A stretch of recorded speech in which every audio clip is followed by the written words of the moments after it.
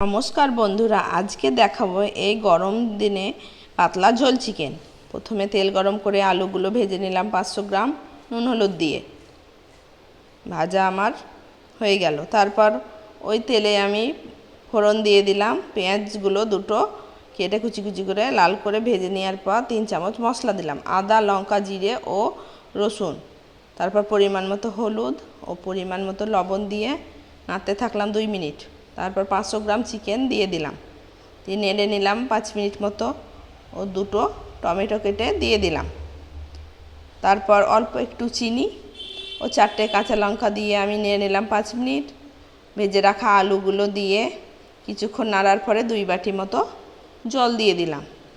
জল দিয়ে আমি 10 মিনিট ফুটিয়ে নেওয়ার পর নামিয়ে দিলাম। এই গরমে একদিন আপনারা ট্রাই করুন, এই পাতলা ঝোলের চিকেনটি খুব ভালো লাগবে। ধন্যবাদ।